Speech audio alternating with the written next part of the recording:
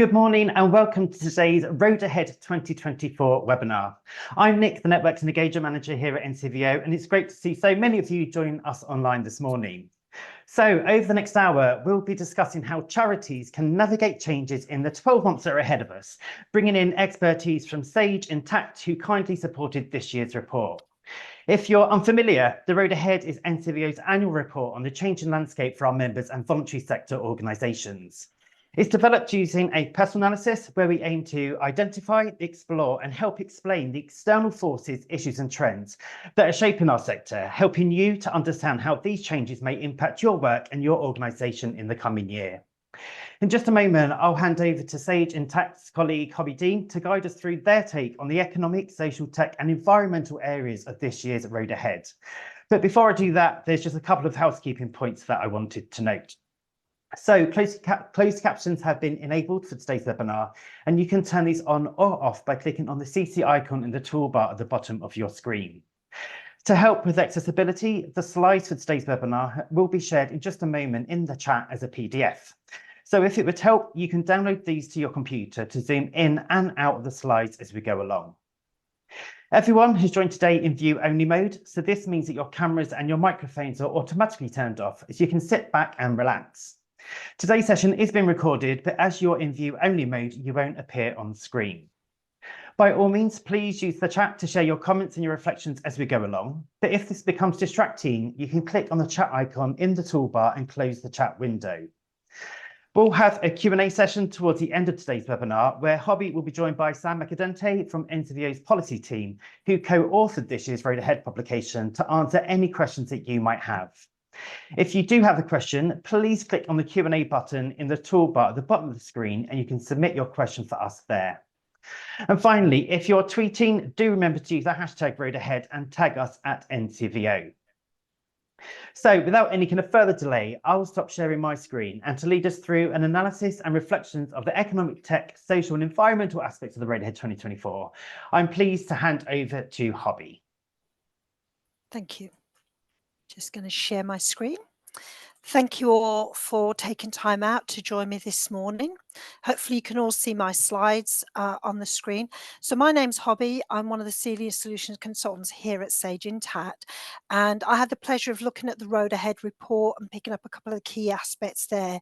But it's about navigating those changing operating environments to look at how we can operate in the world that we're moving into. There's a number of areas I'm going to look at. I'm going to look at the economic and social trends that we're seeing in the marketplace. We're looking at the importance of environmental. This wasn't important to some charities until recently, but it's now starting to have a big impact. And certainly if you want a contribution from certain parts of society, you've got to look at it yourself. Also looking at the role of technology as well, because, you know, technology is really important to us in the charity sector. The right technology will help increase funding and streamline some of the things we do, but also the worst technology means that we can't access and deliver services to some of the service users we have the privilege of working with. But also throughout the presentation, I'm going to look at how Sage Intacct can actually help with the digital transformation and share with you some of the experiences I've had working with some of the customers I have the luxury of doing so, but also look at AI as it's an emerging technology and how it impacts on financial decisions, and in some cases resource allocations as well. So the first area I picked up on this report was looking at the economic and social trends. I think it's fair to say nothing on this screen should be a news flash to anybody living and working in the charity sector. We all know that, you know, public fundraising is likely to be challenging. We're all working maybe in different regions where the local council is having problems distributing more funds. They're being very particular about what charities they contribute to, which ones they don't. I'm working with customers right now that have either had their funding cut or significantly reduced. Yet, interestingly enough, still got to deliver the same kind of service that they've always been delivering, whether it's in alcohol, drug rehabilitation, or delivering home care to certain organisations and end of life care. So I'm totally aware of some of that information that's going on, and consequently benefits and public services are being squeezed. But a lot of the public sector has been relying on the charity sector to try and fill in gaps that they've got, but even more so now charities are facing an even bigger rise in demand. And you've only got to look at the reports as close as yesterday on the news. It was really interesting because a lot of the report has feedback from CAF, and even yesterday there was talk about the British public were brilliant and they gave £13.9 billion to various charity organisations, which was amazing because that was 9% up on last year. And even the monthly donations they talked about went up by 40%. So the average donation is about £65. But what it also underlies is that there's a lot of people that are regular donors and are offering this regular money, but they're dwindling. So all charity organisations have got to look at what other sources can I try and get that money from? Because if the councils are cutting my funding, the NHS is cutting my funding, corporates are cutting my funding, I've got to get out there and get creative. And many voluntary organisations, I also volunteer, so I can understand some of the issues that people are experiencing.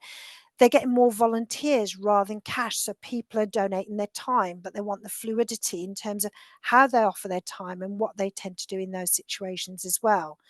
And again, all communities are continuing to struggle with the costs of living.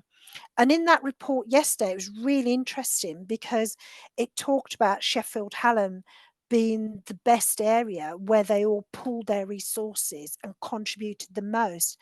But overall, what was interesting was in this report, it was 73% of charities are struggling to meet the demands that they've got to deliver today. That equates to £16.8 billion worth of money. And that means that there are people out there that are not getting the services they need. And you probably are more mindful of that than ever before. So it's really interesting looking at these economic and social trends and what we can do as an organisation. Now, I did a presentation this time last year with Charity Times, and it was really interesting. By the way, I was told I can name other charities and other organisations, but it was really interesting that their financial and sustainability plan was more important than ever. Of course, you all have that. Of course, it's all important. But they were saying it's more important than ever because people are just thinking short term, and we get why they think short term. But you've really got to look at what your position is, what the services that you're actually delivering to people, and make sure you've got enough funding to make that possible. So you've got to look at your strategic aspects, you've got to look at your operational, and people forget culture. The hardest thing we do in charities, in the charity world, is we just assume everybody knows culturally what we're about and our mission. But we may not have all the facilities available to us to make sure that everybody's on the right message and everybody's doing the right thing and everyone is on brand as well. So that becomes even more important. So when you put your financial sustainability plan together, and I apologize because I'm sure you're all doing this, but think about your income. Where's it coming off? If it's drying off from one area, can you go somewhere else? Is there somewhere else you can start thinking about? Operational, is some of your costs relating to the way you process donations, the way you deliver some of the services? Is there a better way to do that? Have a look at that, and you'll see me talk more about that in the technology phase. But also culturally, are we training up the right people in the right way? It's going to be hard to recruit people in the charity sector, because how do you compete with the corporates of the world, where they can offer so much more? So think about the whole organization. And one of the things that's really important, and I come across this, and I know you all come across this as well, everybody in the charity needs to be aligned. I've come from a corporate world, and I knew what the CEO was trying to do, and I knew what our mission was. It was drummed into us because that's the way the corporate world works. And with some charities, oh, well, Fred knows that. Let Fred do that bit. And Joe knows that bit. Let Joe get on with that. So it's kind of devolved more. And that kind of is a bit concerning to people that volunteer, donate, and try and contribute to charities. So you've all got to make sure you're on the same page, you all have the same mission, you look at everything, but again, short, medium, and long term. Now, how have we helped organizations? So this is an example of a dashboard that we produce within Sage Intacct, and I'm happy for people to post into chat. What tool do you use? You know, it's not just a heavy promotion of what we do in Sage Intacct. There are other tools out there, but the reason I wanted to show you this is if fundraising is an issue and getting money from various donors is hard in this climate, start capturing metrics. You know, on this dashboard that I've got in here, I can tell you, you know, how much is it costing to donate? You know, what is the fundraising amount that people are giving to me? How many active donors have we got? Because again, the report that came out yesterday was we only tend to concentrate on a hardcore regular funders. What about others? Maybe we need to think about that. How many donors do we have that contribute? You know, how many of them are doing major contributions, etc. But also look at my different campaigns and different areas that I need to focus on. And I know, to be fair, every organization has their own way. Some will still do on Excel. That's absolutely okay. The most important thing is to track what those fundraisers are offering. So what you need to consider is the kind of trends you're seeing with your own donations as well. It's really important. And the reason I'm emphasizing that is some of the common things I hear in my job, and obviously working with lots of professional organizations like NCVO, is who is contributing? Do you know the profile of your donors? Do you know the demographics of your donors? Do you know the type of payments? And it was really interesting because throughout this presentation, I deliberately used AI to see would I get a different answer. And I found it fascinating that the collection came from AI, and it said, here's a typical profile of some people that will contribute. So younger adults between 18 to 30, they often contribute to social justice projects, environmental sustainability, education and healthcare. Now, when they contribute, they're more likely to be involved in online crowdfunding campaigns and participate in volunteer activities. So that's how that demographic works. And I think one thing that AI didn't pick up on, but I know from personal experience, is they're more interested in like gamifications and things where they can get involved and they can get quick wins in some cases. When you look at the middle-aged adults, 31 to 55, they're likely to contribute on a wide range of causes, typically including education, healthcare, disaster relief, and community development. And these allegedly are more financially stable, easy for me to say. So they're making larger monetary donations or engaging in regular giving. And then if you look at the older generation from 56 plus, they're often contributing to causes to do with healthcare, religious organizations, humanitarian aid, and cultural institutions.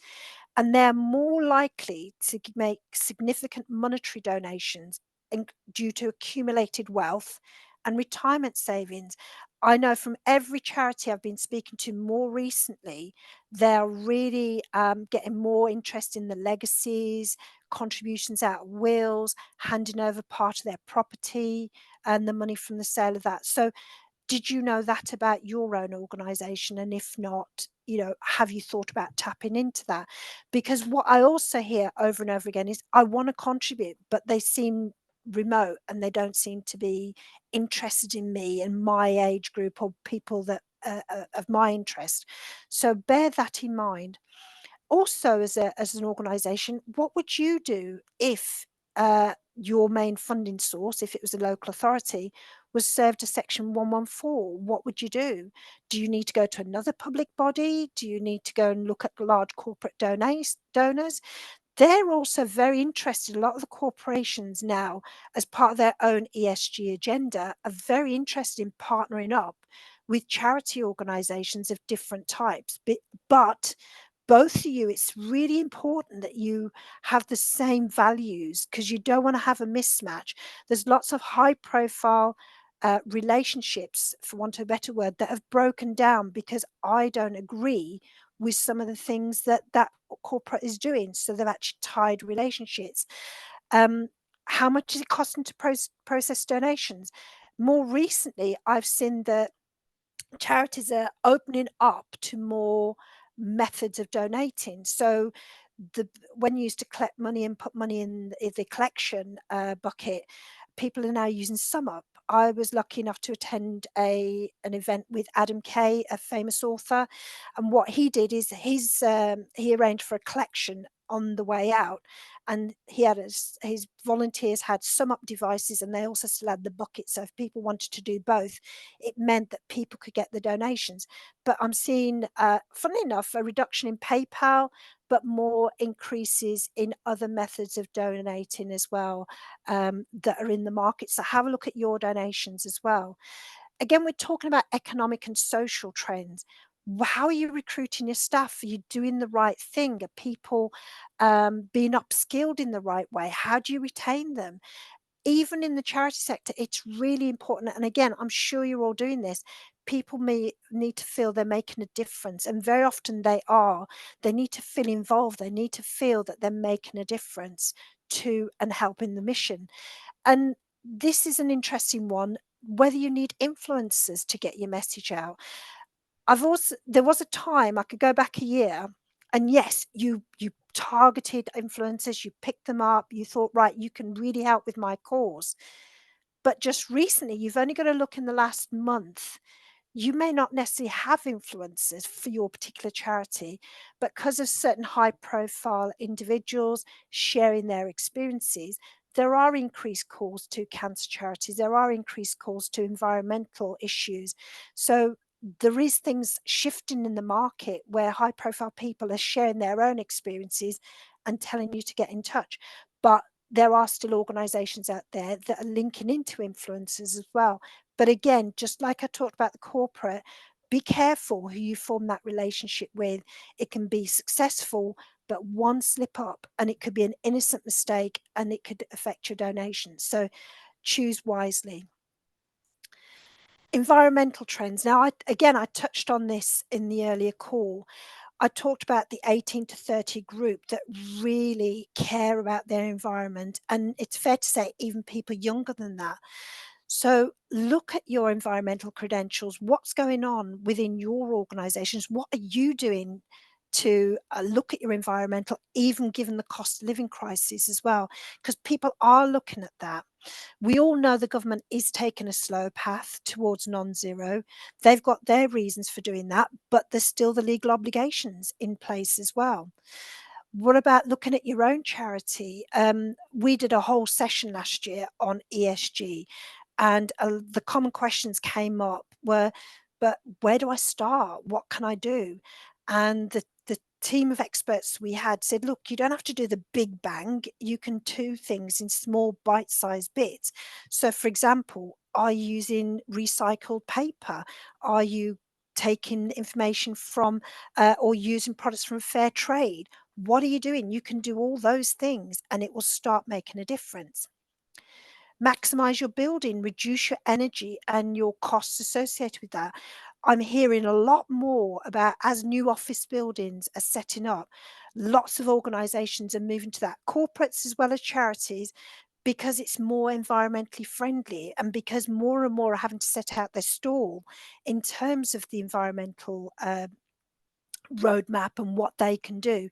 It looks good for them and it looks like they're taking the environment seriously. And even for charities, when you're looking at your investments, you know, where are you investing your money? Is it going to the right causes in the right areas? It does matter. Even yesterday there was a news about an organization saying they're going to cut their links because they're working with a oil company that invests in fossil free, doesn't invest in fossil free. So watch everything you're doing. ESG I touched on. As I said, this was really topical last year. I'm not saying it's not topical this year, but ESG, up until recently, only large charities had to worry about this. but it's now rippling down to the small charities, however small you are. So you've got to look at your environmental aspects, you've got to look at your social aspects, and you've got to look at your governance. And I think a lot of those things you're already touching on as well. So things like managing the employee development, the labour practices, safety.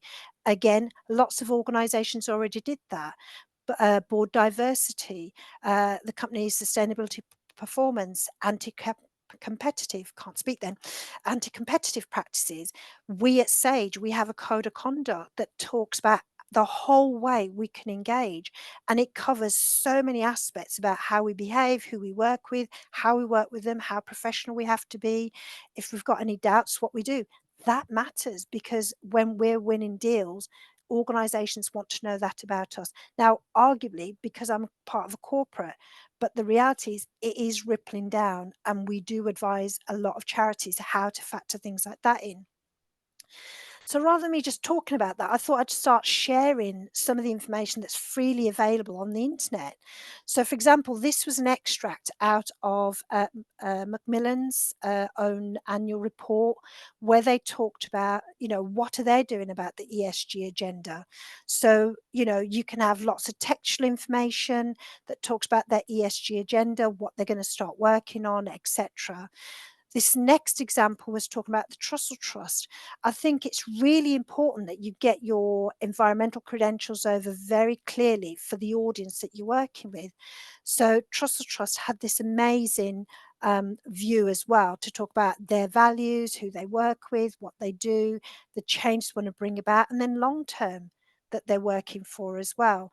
All of which are including different elements of ESG, social, and economic aspects as well. This time last year, this research stood out to me because, yes, when we see environmental issues, we all think of something slightly differently. I might care about, a reduction in LED lighting. Somebody else might care that, 87% of our staff says it's just as important for them internally as well as us like externally. So this was really important because they, again, put forward how they are delivering on their ESG reporting. Again, their report, you took it to the next level. They told you about other people, the planet, how they were protecting things, but also which framework they're following as well, because everyone thinks there's just one framework on ESG. There's actually not. There's about 6 to 8, I think, on the last count. And cancer research, we're actually following the United Nations standard.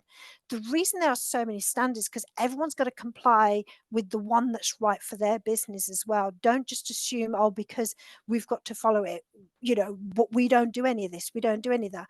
Choose the right ESG reporting tool for yourselves. That's really important, at making sure that you make it clear externally and internally.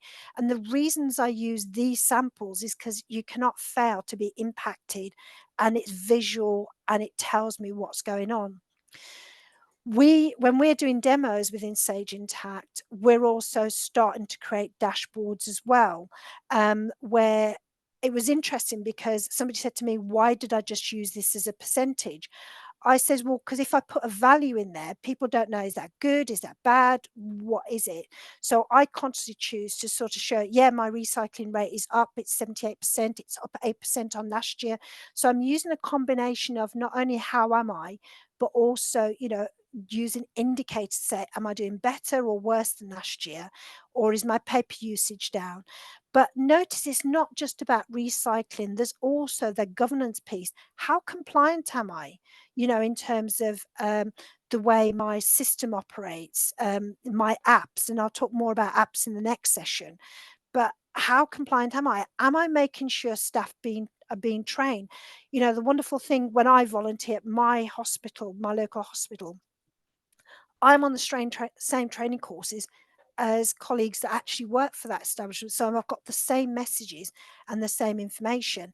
And of course, they have to keep safety records. So it's really important that you can do that. And again, there are lots of tools. So feel free to post into the chat what tools you've been using for things like that. We've got a product called Sage Earth, but that only covers some aspects. Other people have got these wonderful dashboards that have a footprint on every aspect of their ESG agenda. But be careful, you don't need to go over the top. Just pick on a handful that you can demonstrate, you can focus on, because don't forget, your main mission is to deliver the service to your wonderful service users. So this has got to be in proportion. If you spend all your time doing this, people are going to go, well, why am I going to spend my money? Because a lot of my pound is not actually going to help the cause. So that's just as important as everything else. So again, what do you need to consider on the environment side? Look at the metrics that need to work for you. I've always said never do more than about 8 metrics, because it just becomes unmanageable, however fantastic they might be. Make them short term, medium, and long term, because you know you can see how you're doing over a period of time. Things very rarely happen overnight. You've got to, run down your stock and then bring in some more. Otherwise, you're then contributing to problems in the environment. Everyone, when the plastic cups ban came about, lots of organizations still had their plastic cups. So what do? Do they dump them, or do they still use them? So think about those kind of things. How do you make it a reality? You know, sometimes it's easy to know where to start. Right, okay, I'll start going fair trade. I'll start using recycling items rather than fresh, brand new items that I'm going to probably throw away. Think about how you can make those a reality. It might mean you change your processes. It might mean you change a few other things. How do you communicate this internally and externally? So that's really important as well. As I said, when me and my colleagues were looking at those reports from different organizations, the ones that got our attention were the graphics, because we could see straight away it had an impact and we knew whether we were going one way or the other. And that's just as important externally. Hence, you'll see a lot more information in annual reports than traditionally used to be there. The other thing is, the first time you start looking at your environmental credentials, be prepared for a shock, because sometimes people think, well, I thought that was going on. And then the reality sinks in. That's okay, because you're finally capturing that information. And over a period of time, you'll see how you're making that difference. So I didn't realize we had all this still here in the building. Well, we can fix that now. And sometimes it's okay to reach out for an expert. We ourselves at Intacct, we brought in some experts to look at everything we do, from the food that we consume, the building that we work in, and we ourselves are moving to a more economic and environmentally friendly building. The way it circulates heat, the way the desks are made, the way the chairs are made, the rooms, how the lighting comes in. So we as an organisation are thinking about those things. So maybe this is something that you could all consider as well. But bring in that expert, but make it proportional, because again, remember, the 18 and 30-year-olds, not saying the other age groups aren't interested, but it's really top of their agenda, because they understandably want to protect their future. The final section I wanted to look at is technology trends. Now, again, of course, I'm from a technology company. Of course, I'm going to say this is what you need to be mindful of. But the reality on the ground is very different. Even as recent as yesterday, I saw a report that, did you know, we get 500,000 cyber attacks every single day? And that number's gone up just in the last month or so. And of that, what's even more shocking is 81% of that is to small to medium business.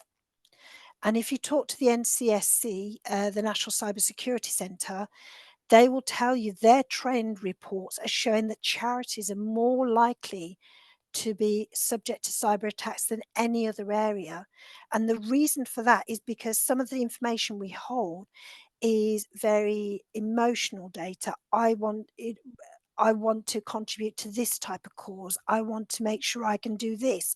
So we're capturing information about donors that is in some cases a godsend to some of these bad actors. And they're using that and they're ringing round donors and saying, hey, you know, really interested, I'm part of your charity, and would you like to contribute? And unfortunately, it's been diverted. And charities have got to do something. And again, just like environmental, you've got to do it in measured, you've got to do it carefully. You know, nobody can afford a big bang. It doesn't work like that in the charity sector. So even if you start controlling who has access to what and taking things like that, a lot of organizations used to produce lots of apps, and apps have a fantastic benefit to so many organizations. But there's a code of conduct, because it was found that a lot of these apps are available to all of us. Um, they're not secure and they don't keep information private as well. So there is a new code of conduct, a security and privacy requirements that everybody that produces an app has to comply with. And that is due in June 2024. So if you're not compliant, you could get some real difficulties coming your way. So make sure you do that. And it goes without saying, artificial intelligence is everywhere. I defy you to go anywhere where it's not even on the radar, it's not being talked about. You know, everyone is continuing with artificial intelligence, and it's quite obvious everyone's going to develop their skills in this AI space as well. Even for this session, I've been researching using AI. I'm going to show you some of that impact as well. And even in the UK, you might remember it wasn't that long ago where our Prime Minister invited certain specialists in the AI space to understand what can we do to protect ourselves and bring about some kind of light artificial regulation, because it's really important. Because again, the more you move into the AI world, the more you become aware of misinformation and deep fakes.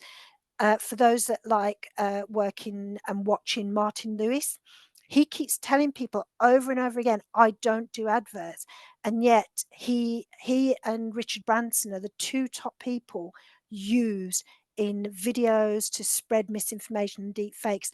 And the other thing that's starting to come out is AI hallucinations, where tools are starting to use reality, mixing it with artificial facts or things that it's interpreted to give you the wrong information. I'll touch on that in a few seconds.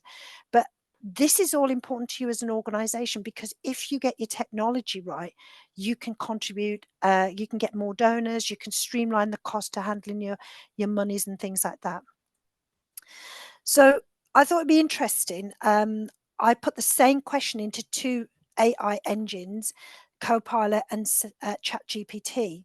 And it just goes to show that different engines will use different types of tools. So be mindful of that. And I found myself, because I know about hallucinations, because I know about deep fake, etc., I was off finding myself doing this research. So in both cases, they were both saying, oh, you know, I got my source from here, I got my source from here, and here are the other links. But I thought it was really interesting, because depending on which tool you use, you will get a different result. I was lucky enough to be at a webinar, interesting enough, this time last year as well, the same event as I alluded to before. And it was really interesting listening to an AI expert who was saying, right, the first thing I need to say to everybody is your role is safe. Please don't panic. Your job's not going to be changed. Just like when we first introduced, you know, the Microsoft laptop, all that happened is people's role evolved. You know, they got access to more information. And the other thing you'll constantly hear with the use of AI is be careful how you ask the AI tool a question, because depending on what the AI tool is, it will use certain pool of information. You ask the right question, you'll get the right answer. You ask the wrong question, you'll get a different answer. But until you do the research, you don't know which one's right and which one's wrong. So it is being used. I can tell you at Sage, when we do meetings, we're actually trialing how does it look like? How does the transcript look like? Not just a Teams message and things like that, but what does a transcript look like when you're having these meetings? I have to say it's quite impressive, but I want to try it out on a few meetings as well. And it's brilliant because it gives you actions at the bottom.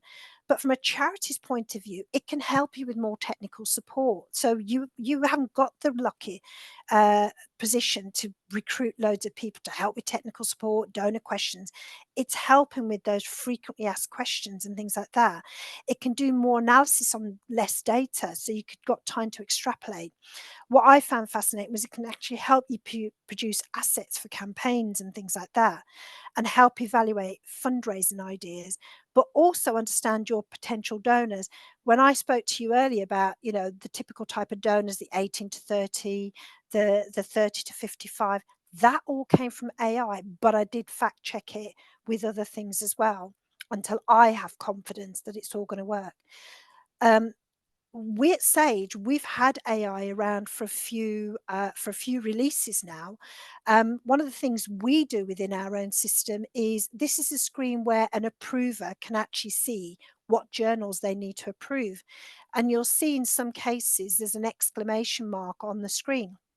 And that's because AI has looked at that batch and thought something is not right here.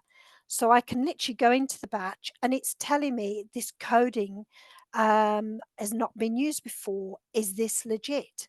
Another example, this is when I was trying to retire early, but unfortunately AI caught me out, where you can see I tried to put some money into my retirement fund, but it picked up on that as well to say, hang on, there's an unusual posting here. Is that literally legit? And again, if a lot of you are using OCR technology, you'll see everyone without exception is now talking about machine learning, AI learning as part and parcel of that. Also, what we're starting to do is we as Sage are doing a lot of work. If some of you saw Sky News, you would have seen our CEO, Steve, talking about our Sage Copilot and the products that we're going to make available, adopting AI. But the most important thing is we do have a dedicated team and we have published our principles, because the most important thing we need is we need people to have trust in the data. Like I said a few seconds ago, even though I got those results from AI, I was constantly checking. I was like, is that really correct? And I found myself moving between different browsers to see if I was getting the same result. And trust is really critical. And we're also doing research on how to detect and prevent AI hallucinations. As I touched on before, there are things happening in the market that we really need to be mindful of. Like a lot of you may remember, Tesla's autopilot was making dangerous mistakes and causing accidents because it was mixing facts from the reality of what was going on, because it translated its own facts as well. But here's just this was an extract out of a video. So we envisage people logging onto their systems and it will tell you this is what you're going to do from a finance point of view. And then the other thing is, sorry for the blurred screen here, I was trying to lift it from a video. You can see you're missing timesheets from certain people. Do you want me to send her a reminder? And again, Joanne, please submit your information by the end of the day. So we are doing a lot of work ourselves beyond just the traditional AI and just solving one problem, but we're actually working with our customers. So watch this space. We're going to have more announcements and we'll probably do a bigger launch as more and more information comes out. But the most important thing is, and again, it goes back to the research session I was at last year from WPNC. It doesn't matter what you automate, a human will always be accountable. At this moment in time, people still have to sign off their accounts. They still have to sign off other things. So we are mindful of that, and it's got to support that. We talked about evolving technology, and I touched on that in the technology area. Now more than ever, everybody in not-for-profit has got to start thinking about how to educate and understand what technology is available out there, whether it's to do with compliance, infrastructures, digital islands, collaboration with other charities. I saw for the first time more blatant collaboration of charities. So I've done Race for Life for as long as I can remember. But yesterday I saw the advert where collaboration with other charities is becoming more of the norm. Do that, share your costs, don't take the whole load. You can then still serve your communities, but that could be another option. Provide access to your stakeholders beyond finance. And there's a lot of business partnering going on in this world at the moment as well. Brand reputation, and obviously using and adopting AI. As I said on those initial slides, start getting familiar with AI and what difference it can really make to you as well. And again, what do you need to consider? So look at your current situation, look at the end-to-end processing of every transaction, whether it's a purchase order, a sales invoice, whether it's your account. What are you doing? Is everything going the right way? What are the risks? Who can you tap into? Who can you not tap into? Think about that. What is your digital roadmap? Again, sometimes I think, well, Hobby, that's got nothing to do with me. Remember, we talked about technology and being open to cyber attacks. Even if you did this just to protect yourself from cyber attacks, it will make a difference. And whether you take on more technology later, it will also have an impact. Communicate the plan. The worst thing that we're all guilty of is, I think, oh, that's a fantastic idea, but I forget to share that with a wider community. So they just see this technology, they don't know what it's supposed to do, and they don't see the value, so they don't use it, and therefore you're losing out on something.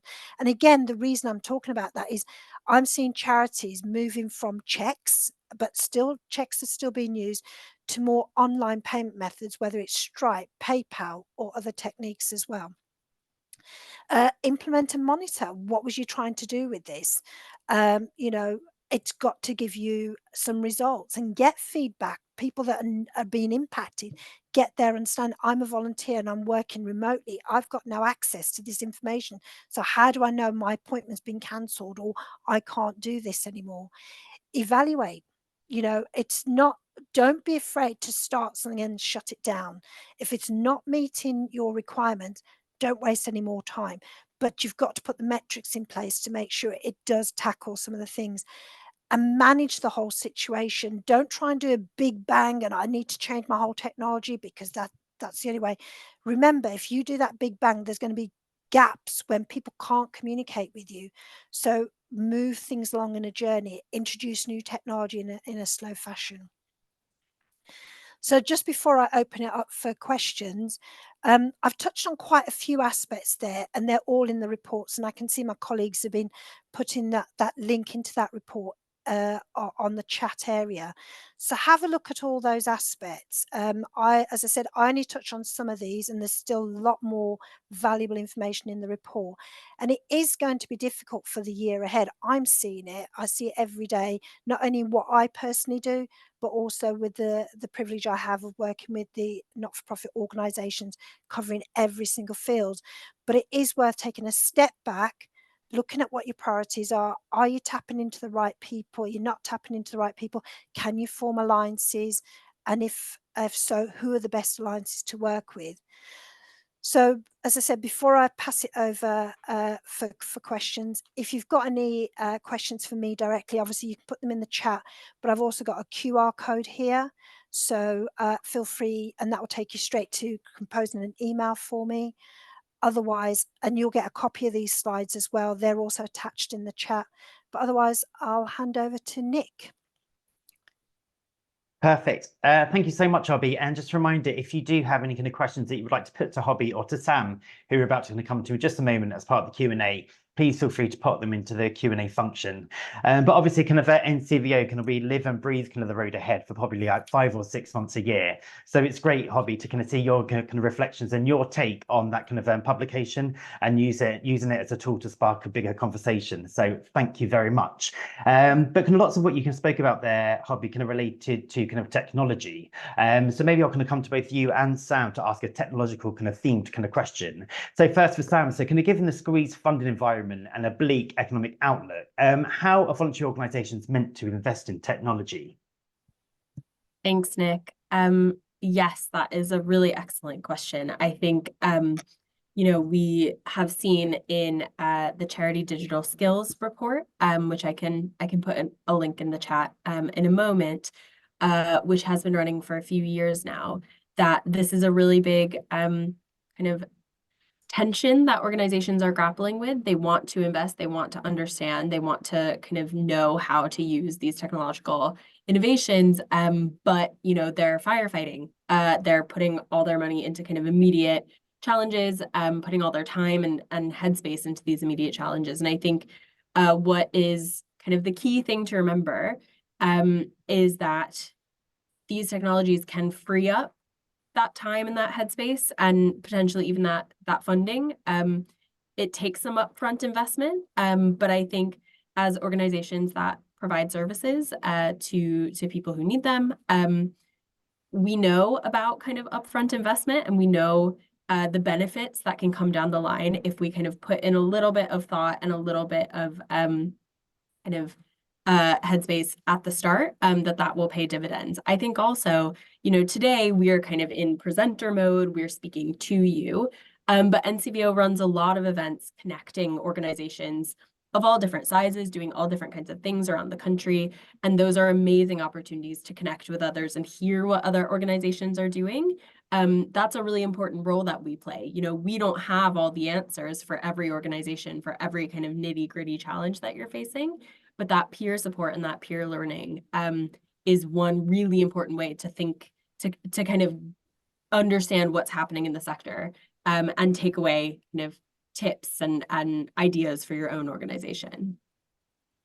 Perfect. Thanks, Sam. And Hobby, do you have anything you want to add to that around kind of the importance of kind of investing your time in technology and your resources?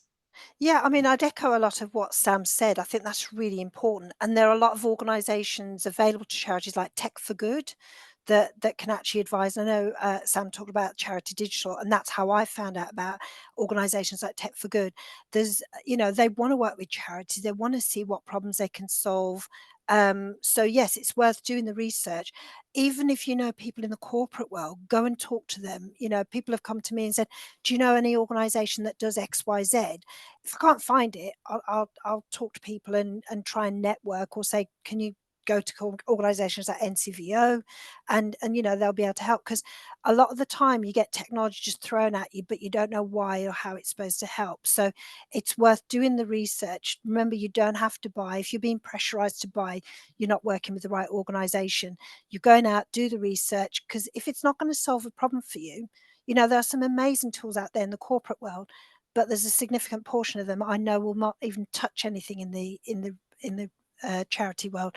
So do your research and see what's right. Go and certainly where you got people remote, because that's where, again, technology, everyone works on technology being just in our main office and that's it. You forget, hang on, I've got people all over the country in some of the charities. They need to have the right tools, because otherwise you could be making a mistake when you've been told you're not dealing with that organization anymore.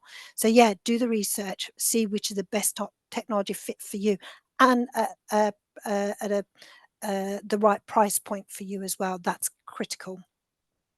Perfect. And then kind of within the road ahead this year, kind of we focused kind of quite a lot on AI and Hobby. You've referenced it, and we've had a couple of questions that are going to come through. So there's kind of one that's going to come through on the Q&A, just talking about the kind of environmental impact of AI and the actual kind of sheer kind of energy that it kind of takes to kind of power AI, you to put all of your information into that kind of online sphere. And how do you kind of marry up kind of trying to focus on your kind of green credentials versus kind of utilizing AI? And I'm not sure that there's an answer there, but you may have kind of been part of the conversations. Yeah. And then there's another question in the chat about kind of although the UK may be kind of quite kind of hands off in terms of AI and regulation, for those organizations who are perhaps kind of working kind of across Europe or kind of internationally, how do you kind of manage your AI if you are then kind of regulated by other jurisdictions? Both are really interesting points, because as you quite rightly said, it's always a balancing act and there's no one right answer in terms of AI and environmental, because it is hard, because it's going to take energy to get the right database in there, and also people getting the right results. The issue around international, and I'm finding this fascinating because it's still evolving as we speak. What's starting to happen is, because, as you quite rightly said, there's a lack of international standard for AI and things like that. And so what I'm starting to see more of is organizations are creating their own standards. So if I deal on an international level, like for example Sage, we're making sure we create our own standards. So it doesn't matter which part of the world you go into, you're adhering to your standard. So in actual fact, some ethical organizations are taking the role in that to say, right, we will stand by our data. And the reason that's come about is because people can't agree on an international standard, because again, different cultures have different understanding of what those things are, and what might work in one country may not work in another country. So it's about creating that base foundation that is universally acceptable. And until the powers that be internationally take on that responsibility, different corporations are creating their own standards. I would add, firstly, thank you to everyone who's putting stuff in the chat. Absolutely. If you do not have the time or the expertise or the headspace to start these things from scratch, you typically don't have to. I would highly recommend having a look at the links that people have shared. I just wanted to touch on the question about the environmental impact of AI. I think that, unfortunately, for any of you who have watched the show The Good Place, this is the bad place. We cannot make any truly kind of pure choices. I think that we see that in across all the technology that we use, across, kind of things that we're outfitting our buildings with, choices we're making every single day. Whenever you're interacting with a supply chain, inevitably there will be choices made further down that supply chain that you would not make as an organization. So I think that is a kind of personal conversation to have kind of internally in your organization. How much are we willing to put our resources towards this system that we fundamentally kind of morally have issues with? I think that's a really important and valid question to be asking. But I also think that that is where the role of civil society is really important. So this might not be kind of what your organization does. That's absolutely fine. But I think that the role of civil society in campaigning for environmental standards on these things, labor standards, agreed kind of international standards on how we use AI. I think civil society has a massive role to play in shifting the dial on these things. As Javi said, it's kind of the powers that be internationally cannot agree, but if civil society has something to say about this, we absolutely should be saying it. Fab, thank you both. And then for one final question. So a big part of the road ahead is all about the economic outlook. So Sam, if I could come to you, what is NCVO going to do to try to improve the economic environment for voluntary organisations in the year ahead? Thanks, Nick.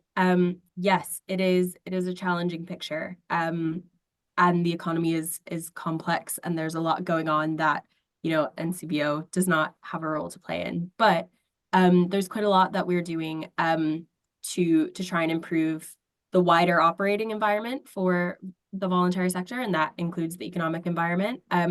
So, for example, you may have seen we recently published a report on the true costs of delivering public services for charities and voluntary organizations, and that's about kind of grants and contracts being systematically underfunded for many years, but obviously very high inflation has made that much more of a problem. So we're kind of shedding light on issues like that through the experiences of our members in order to then go speak to decision makers in government and local government and say, this is what we think needs to happen. We're doing that on banking. Keep an eye out. We're about to launch tomorrow, I think, a survey on experiences of banking as a voluntary organization. We know that's a massive challenge for many of our members. And so, we're often kind of gathering information, synthesizing that, and then going to decision makers and saying, this is what the sector is experiencing, and this is what we think would help. What else are we doing? We've been doing a lot around kind of cost of living and energy efficiency and energy costs. So if you think you might be eligible for some energy efficiency support, the VCSE Energy Efficiency Scheme is running this year, funded by government to help organizations improve their buildings. You don't have to own your building, you could be a tenant. And that was kind of through lots of influencing and conversations with government around what would support the voluntary sector at a time of very high energy prices. And, we've obviously got a general election coming up, and NCVO has a lot to say about the role of civil society in wider society and in the way that government makes decisions. And so that's kind of work that we're doing as well. Perfect. Thank you so much, Sam. And then if we've just got like 60 or 90 kind of seconds left, Hobby, if I could kind of come back to you, just kind of from the clients that you kind of been working with, have you seen kind of really positive ways that they've kind of diversified their income streams and that they've tapped into kind of new kind of pockets of funding? And how have they kind of done that whilst kind of keeping true to themselves, kind of abiding by their own kind of ethics? Okay, it is interesting, and I will keep it 90 seconds. I think what they've started to do is realise that, hang on, the official source revenue streams are not available. So a lot of them are starting to think, okay, what services can we sell? So a lot of the organizations I work with around neurodiversity, psychological, mental health issues, they're now starting to say, okay, we'll go into the corporate world, we'll start selling our services to provide education to the workplace, to maybe get access to service use from that way. That's enticing corporate organizations who are then now willing to kind of fund some of these activities on a regular basis. So there's a lot more of that. So they're literally rolling their sleeves up and going, okay, we're not a commercial company, but maybe that's the approach we got to have, because if we can't source it the way we used to, then maybe we've got to just sell our services in a slightly different way. Perfect. You're spot on 90 seconds there, Hobby. So thank you so much. And thank you to everyone who submitted a question for Hobby and for Sam today. But that almost brings us to an end of today's webinar. But before we go, my colleague Anna is about to launch a snap poll that will appear on your screen any second now to get your initial thoughts on how you found today's webinar. And then if you've got time, if you leave the session today, you'll find on your browser a bigger kind of feedback form. We'd really value your reflections on things that you enjoyed, where we can make improvements to help us deliver better events in the future. Just to highlight as well, there are kind of heaps of kind of online resources for you at your kind of fingertips. So on our support for small charities and voluntary organisations website pages, you'll find links to our online help and guidance, including our free and member-only content on campaigning, the cost of giving crisis, collaboration, governance, digital and technology, and so much more. Here, you'll also find details of how to contact our small charity help desk, and you'll find a link to sign up to our practical support bulletin if you haven't done so already. Finally, NCVO has a huge online training programme with courses running each and every month where NCVO members receive a 30% discount. If you're not yet a member of NCVO, we'd love to have you join our community of over 70,000 organisations, from the biggest how-to-name charities to the smallest community groups. Membership is free to organisations with an income of under £30,000. So for us, our members are at the heart of everything that we do, and we exist to make your lives that little bit easier so that you can focus on the things that really matter and make the greatest impact to the communities that you serve. More information about becoming a member can be found on the NCVO website. So that's it. That concludes today's event and the Road Ahead webinar in collaboration with Sage Intacct. Before we sign off, thank you to Hobby for guiding us through the economic, social tech and environmental aspects of this year's Road Ahead, and to Sam for joining the Q&A. Thank you also to all of you for joining us online this morning. We hope the webinar has been informative and has given you lots of food for thought to take back to your organisations. But for now, enjoy the rest of your day, and we look forward to seeing you again soon. Thank you. Thanks so much, all.